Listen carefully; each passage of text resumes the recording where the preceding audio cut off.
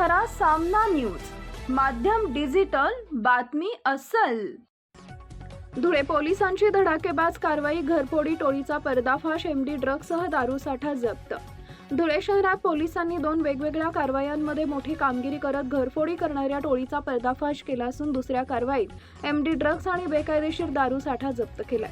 या दोन्ही कारवायांमध्ये पोलिसांनी एकूण 5 संशयितांवर कारवाई करत मुद्देमाल जप्त केलाय।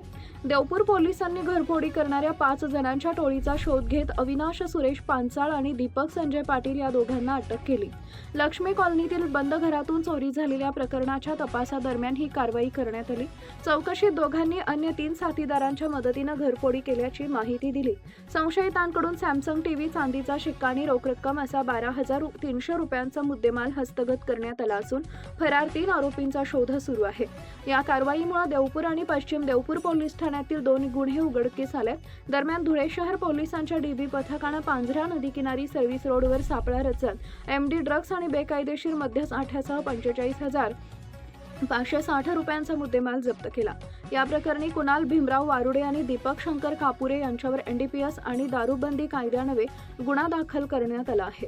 पोलिसांनी कुणाल वारुडे याच्याकडून 0.69 ग्रॅम एमडी ड्रग्ज आणि मोटरसायकल जप्त केली।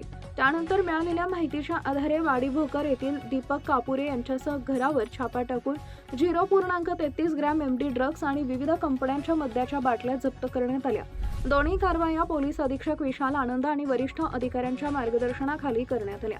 देवपूर पोलिसांच्या कारवाईत पोलीस निरीक्षक प्रतापसिंह मोहिते यांच्या पथकाने तर शहर पोलिसांच्या कारवाईत डीबी पथकाने तपासाची महत्त्वाची भूमिका बजावली। पुढील तपास सुरू आहे। Subscribe now and press the bell icon. Never miss an update.